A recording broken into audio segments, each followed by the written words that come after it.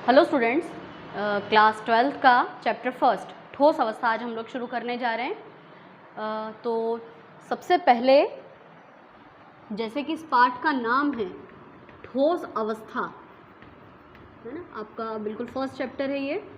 साधारणतः ये चैप्टर जो होता है ये मार्किंग इसकी जो है वो 1 मार्क्स की है, 4 नंबर का चैप्टर है ये। और सभी प्रश्न ऑब्जेक्टिव टाइप पूछे जाते हैं, लेकिन एग्ज़ाम का कोई ठिकाना नहीं है बेचारे बच्चों का, पिछले साल वालों का। तो अभी जो इस साल बच्चे 12th में आए हैं उनके लिए मार्किंग सिस्टम जो भी रहेगा फाइनल एग्ज़ाम में, लेकिन अभी तक जो मार्किंग सिस्टम है वो ये चल रहा था कि ऑब्जेक्टिव टाइप के क्वेश्चंस आते हैं। लेकिन इसका मतलब ये नहीं कि हमको सिर्फ और सिर्फ ऑब्जेक्टिव प्रिपेयर करना है, हम इसके नोट्स पूरी तरह से कम्प्लीटली बनाएंगे, है ना। तो चलिए हम लोग शुरू करते हैं इस चैप्टर को, ठोस अवस्था को। अवस्था शब्द सुनते ही बच्चों से पूछते कि बेटा पदार्थ कितनी अवस्थाओं में पाया जाता है, तो पहला ही शब्द आया बोलने में पदार्थ, है ना। पदार्थ, या हम इसको द्रव्य भी कहते हैं, है ना, या इसको इंग्लिश में कहते हैं मैटर।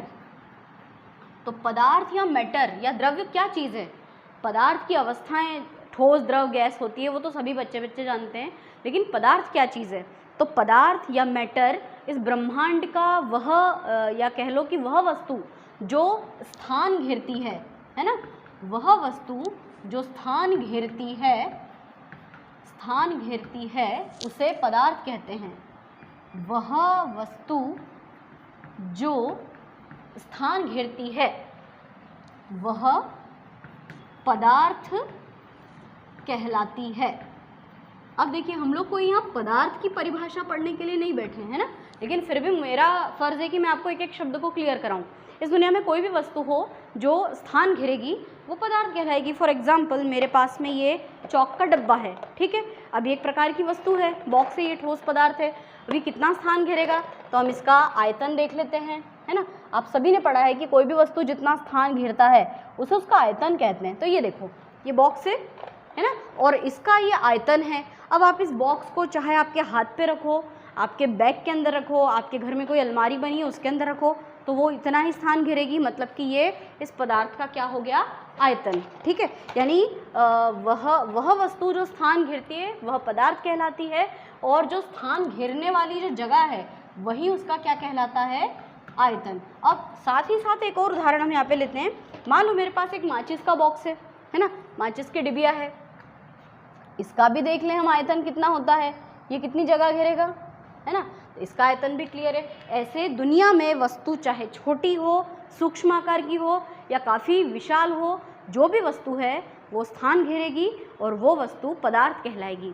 अब पदार्थ जो है वो 3 अवस्थाओं में मुख्य रूप से पाया जाता है, लेकिन आजकल के जो एडवांस बच्चे हैं वो 3 के स्थान पे 5 अवस्थाएं बताते हैं, है ना। तो पदार्थ की अवस्थाएं कौन कौन सी है वो हम जान लें। पदार्थ की अवस्थाएं होती हैं ठोस, द्रव, गैस। ये तो 3 सामान्य अवस्थाएं हैं। चौथी अवस्था का नाम आप लोगों ने सुना होगा प्लाज्मा, है ना। और पांचवी अवस्था का नाम यदि आपको आता है तो आप अगर यूट्यूब पे मेरी वीडियो देख रहे हैं तो कमेंट बॉक्स है उसमें कमेंट करके बताइए, है ना। वैसे मुझे पता है कि वो 5वीं अवस्था का नाम क्या है, परंतु यदि आप लोग कमेंट करेंगे तो मुझे पता चलेगा कि आप लोग इंटरेस्ट ले रहे हैं सुनने में। ठोस, द्रव, गैस पदार्थ की मुख्य अवस्था, और वो चौथी प्लाज्मा, वो भी काफ़ी इंटरेस्टिंग अवस्था है, आज उसके बारे में भी हम लोग डिस्कस करेंगे। तो चलिए सबसे पहले बात करते हैं ठोस अवस्था की।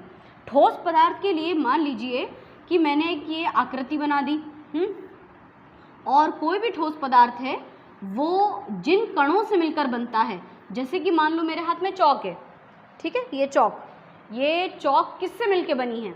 किसी चीज़ से तो मिलके बनी होगी। ये चूने से मिलके बनी है। चूने का रासायनिक सूत्र क्या होता है? कैल्शियम ऑक्साइड, CaO, ठीक है। मान लीजिए कि आपके हाथ में मोबाइल है ना, मोबाइल पे देख रहे हो ना वीडियो, मोबाइल किस चीज़ का बना हुआ है? तो वो भी किसी न किसी वस्तु से मिलकर बना हुआ होता है।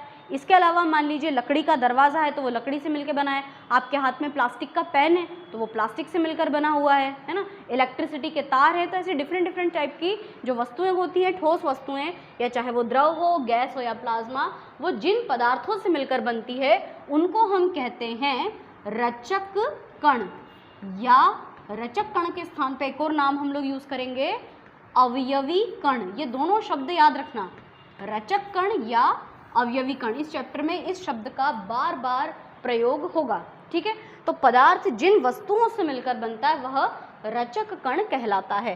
तो देखिए ठोस पदार्थ की हम लोग बात कर रहे थे, तो इसके अंदर देखो ये जो रचक कण है ना, इनकी व्यवस्था इस प्रकार की होती है कि ठोस पदार्थ के रचक कण अत्यंत पास होते हैं, इतने पास होते हैं कि इनके बीच में अत्यंत प्रबल आकर्षण बल पाया जाता है। इनमें कुछ बातें याद रखना कि इनमें अंतराणुक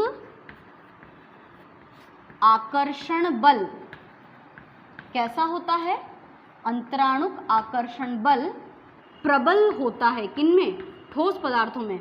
यानी इनमें जो रचक कण होते हैं ना, वो एक दूसरे को बहुत ज़्यादा पसंद करते हैं, बहुत ज़्यादा आकर्षित होते हैं एक दूसरे से, इसे चिपक के बैठते हैं। देखिए बिल्कुल पास है, और इतने पास चिपक के बैठते हैं ये कि इनके बीच में कोई दूरी नहीं होती है, कोई अंतराकाशीय अवकाश नहीं होता। उसके लिए एक शब्द यूज़ करेंगे कि इनकी अंतराणुक दूरी कैसी होती है, लघु। अंतराणुक दूरी लघु होती है। लघु मतलब कि छोटी, बहुत पास होते हैं। और इन दो वजहों से, यही वे दो कारण हैं जिसके कारण हम कह सकते हैं कि जो ठोस पदार्थ हैं उनका आकार व आयतन कैसा होता है, निश्चित। ठोस पदार्थों का आकार और आयतन निश्चित होता है। एकदम क्लियर क्यों होता है, अब आपके एनसीईआरटी की बुक में दिया हुआ भी है कि ठोस पदार्थों का आकार निश्चित क्यों होता है।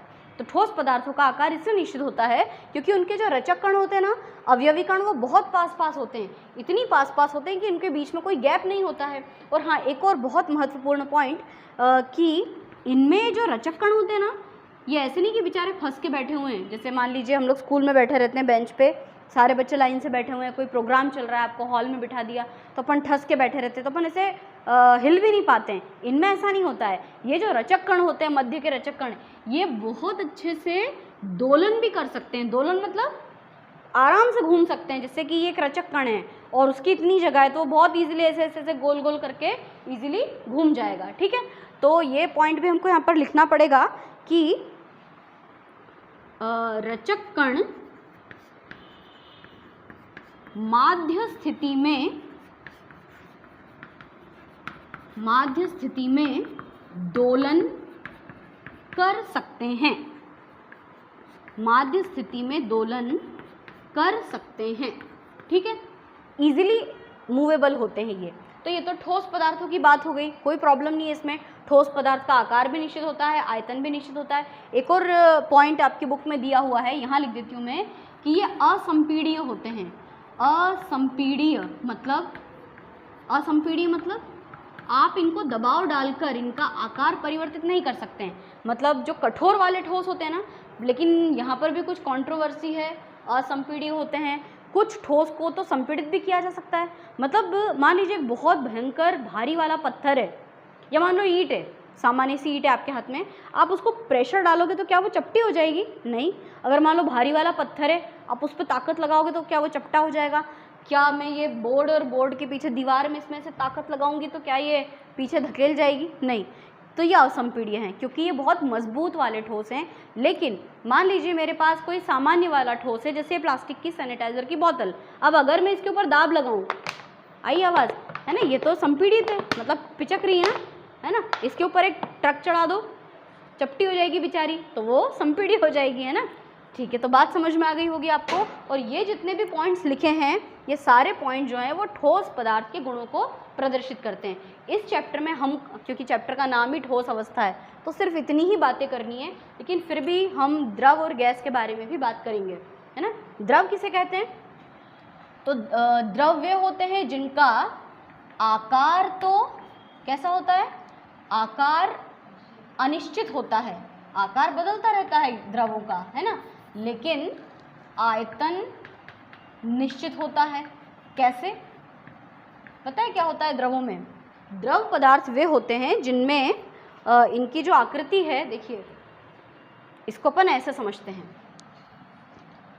कि फिर से हमने एक बॉक्स बनाया, है ना, और इनमें ये रचक कण इस तरह से लिए हैं। अब देखो ज़रा दोनों में क्या डिफरेंस है।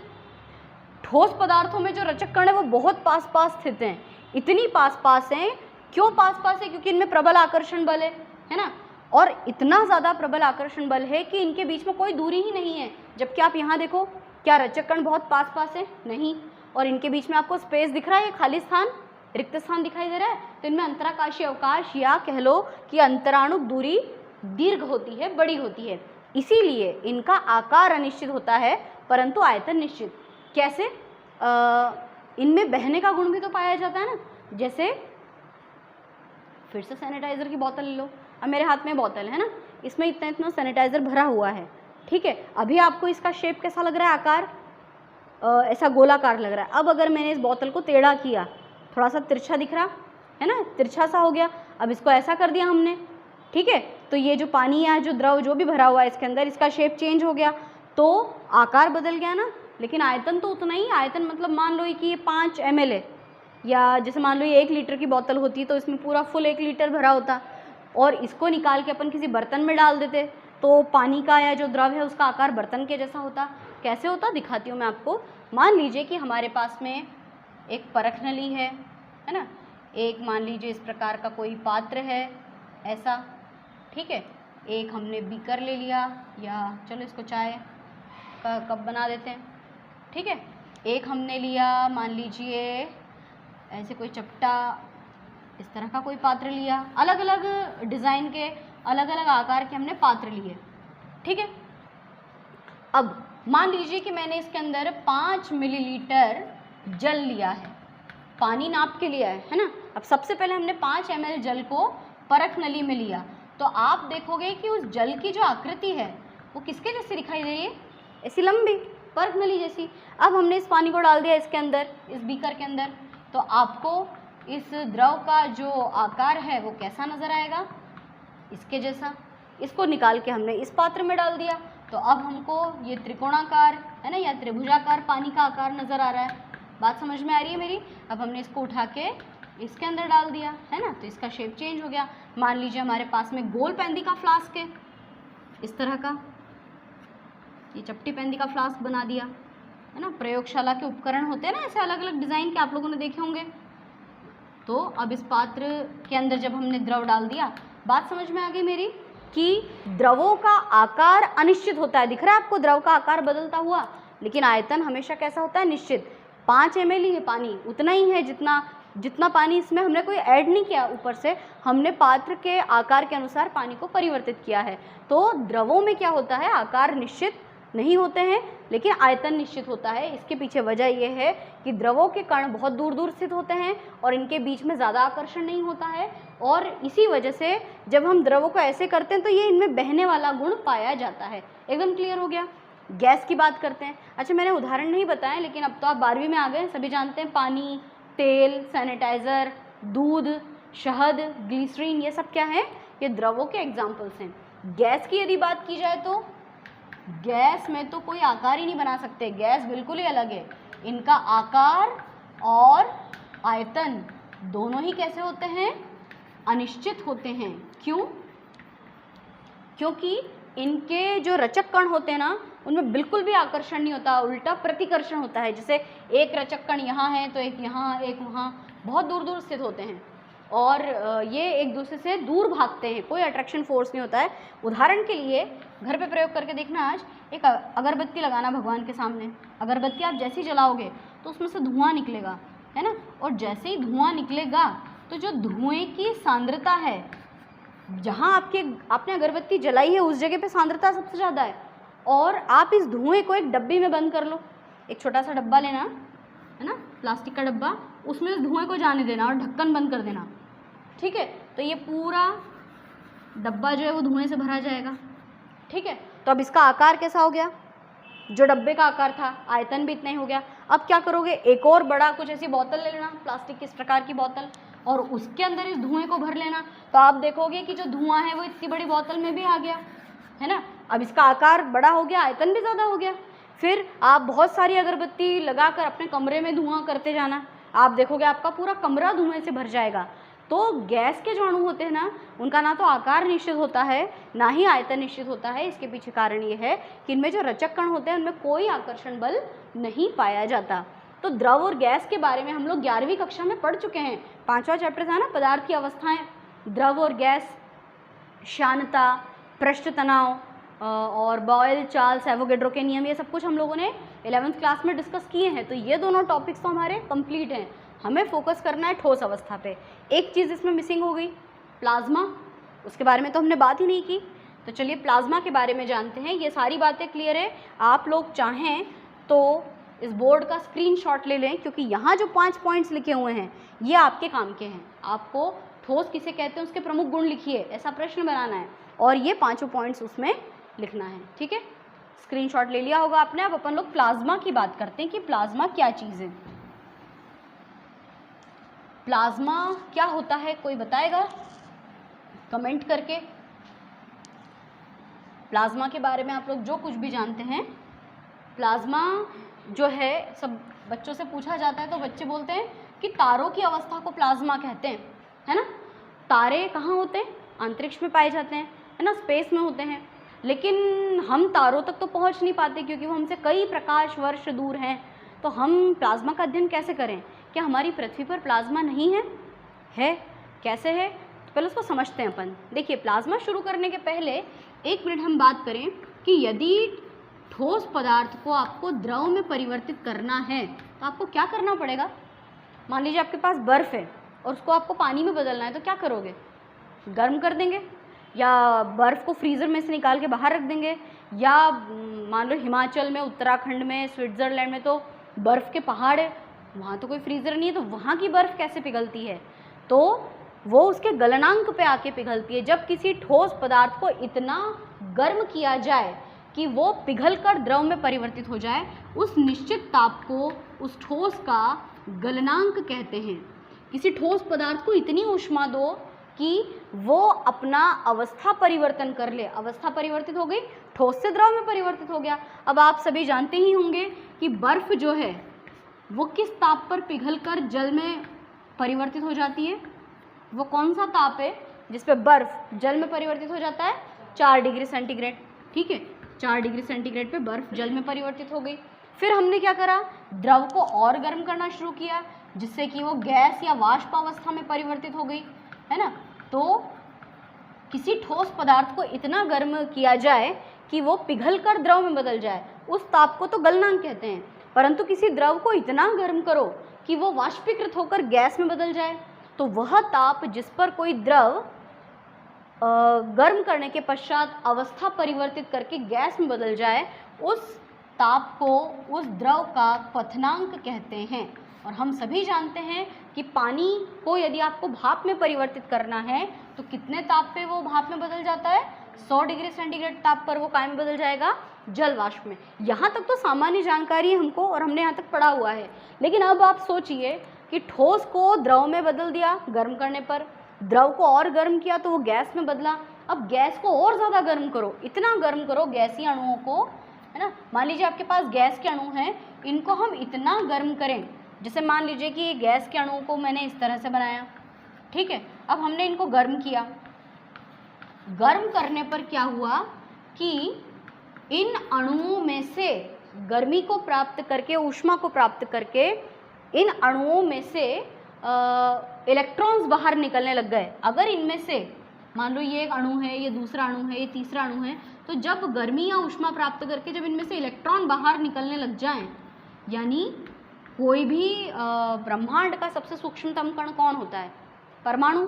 क्या परमाणु को और भागों में विभाजित किया जा सकता है? डाल्टन ने तो मना किया था, नहीं किया जा सकता। लेकिन बाद में जो आधुनिक वैज्ञानिक आए थे उन्होंने कहा था कि नहीं भाई, परमाणु को तो इलेक्ट्रॉन, प्रोटॉन, न्यूट्रॉन में परिवर्तित कर सकते हैं। तो गैसों को जब इतना ज़्यादा गर्म किया जाए कि उनके इलेक्ट्रॉन बेचारे गर्मी के मारे बाहर निकल जाए, है ना, यानी कि गर्म करने पर इलेक्ट्रॉन जब बाहर निकल जाते हैं, तो किसी परमाणु में से, किसी गैसीय परमाणु में से, शब्द पे गौर करना, किसी गैसीय परमाणु में से जब इलेक्ट्रॉन निकल जाते हैं, इलेक्ट्रॉन निकल जाने पर जो अवस्था प्राप्त होती है उस अवस्था को हम कहते हैं प्लाज्मा। ठीक है। अब जैसे मैंने स्टार्टिंग में कहा था कि जो प्लाज्मा है ना वो तारों की अवस्था है। तो तारे कहाँ पे होते हैं? अंतरिक्ष में होते हैं। सूर्य भी तो एक तारा है ना। सूर्य एक तारा है परंतु वो काफ़ी बड़े साइज़ का इसलिए दिखता है क्योंकि वो हमसे कुछ नज़दीक है। तो सूर्य के आसपास जो आभा मंडल होता है जैसे अपन लोग सूर्य का बच्चों से कहते हैं ना बेटा पेंटिंग बनाओ, तो वो लोग ऐसा चित्र बनाते हैं। ये जो सूर्य की जो रेज हैं और ये जो इनका जो फैलाव होता है जहाँ बहुत ज़्यादा दूर तक होता है, और आप सभी जानते हैं सूर्य के पास सबसे नज़दीक वाले ग्रह का नाम बुध है। वहाँ पे कोई प्राणी नहीं रहता, कोई बैक्टीरिया नहीं, कोई वायरस नहीं, क्योंकि वो बहुत ज़्यादा गर्म है। तो वो गर्म इसीलिए तो है क्योंकि देखो गर्म करने पर ही तो यहाँ पे जो गैसें हैं ना, सूर्य के आसपास जो गैसें हैं वो किस अवस्था में है? वो सब की सब प्लाज्मा अवस्था में है। सूर्य के ही जैसे तारे होते हैं, तो तारों के आसपास भी जो गैसें हैं, क्योंकि वहाँ का टेम्परेचर बहुत ज़्यादा है, तो गर्म टेम्परेचर करने पर उनमें से इलेक्ट्रॉन्स निकल जाते हैं, और इलेक्ट्रॉन निकल जाने के पश्चात जो शेष बचा जो अवस्था है वो प्लाज्मा कहलाती है। अब इसकी कुछ खास विशेषता है। आपको यहाँ पे दिख रहा होगा कि इलेक्ट्रॉन्स मुक्त अवस्था में होते हैं, और जहाँ कहीं भी आपको मुक्त इलेक्ट्रॉन नज़र आए, मुक्त इलेक्ट्रॉन अगर दिख जाए ना, तो एक बात तो पक्की है कि उनमें दो गुण आ जाते हैं। एक तो विद्युत चालकता है ना, जहाँ कहीं भी प्लाज्मा अवस्था है वहाँ मुक्त इलेक्ट्रॉन है, और यदि मुक्त इलेक्ट्रॉन है तो वहाँ पर विद्युत चालकता उत्पन्न होगी।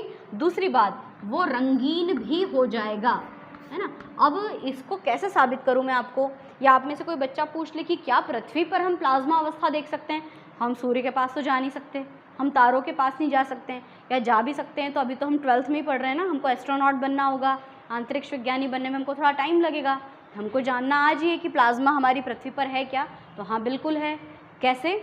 मानसून का समय आ गया है, बारिश का मौसम आ गया है, और आपने देखा होगा कि ऊपर आसमान में बिजली कड़कती है। ऊपर बिजली मतलब कि विद्युत, है ना, इलेक्ट्रिसिटी कैसे बनती है ऊपर? आपने 7th कक्षा में पढ़ा होगा, विद्युत आवेश, तड़ित चालक, है ना। तो जैसे ऊपर दो बादल टकराते हैं विपरीत आवेश के, जब दो बादल टकराते हैं उनमें घर्षण होता है, और उनके घर्षण से चिंगारी उत्पन्न होती है, और वो चिंगारी विद्युत या बिजली के रूप में हमको दिखाई देती है, और वो पृथ्वी से आकर्षित होकर कई बार ज़मीन पर गिर जाती है ना, पेड़ दो भागों में कट जाता है, लोग मर जाते हैं। तो विद्युत कैसे उत्पन्न हुआ? क्योंकि जब घर्षण हुआ बादलों के बीच में, तो बादल किस चीज़ से बनते हैं? गैसों से। वायुमंडल में गैस है ना बहुत सारे प्रकार की, तो जैसे ही वहाँ पर गर्मी उत्पन्न होती है, गर्म वातावरण होता है, उन गैसों में से इलेक्ट्रॉन निकल जाते हैं, और इलेक्ट्रॉन निकलने से प्लाज्मा अवस्था बनती है, और प्लाज्मा अवस्था जो है वो विद्युत की सुचालक होती है, तो बिजली का निर्माण होता है। तो आपने तड़ित आघात सुना ही होगा, बिजली का गिरना।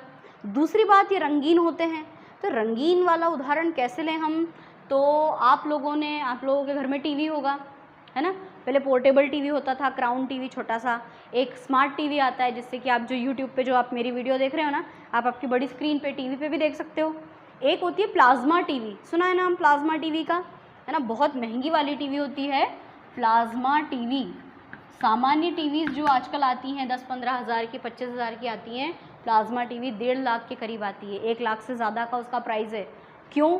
इसलिए क्योंकि प्लाज्मा टीवी में यही इलेक्ट्रॉन रहित गैसों का कुछ आवरण होता है, जिससे कि उसकी पिक्चर क्वालिटी काफ़ी क्लियर और कलरफुल होती है, रंगीन। बताया ना, रंग उनमें बहुत अच्छे दिखाई देते हैं, एकदम HD क्वालिटी वाली, बहुत बढ़िया सी क्वालिटी होती है, तभी तो वो इतनी महंगी है।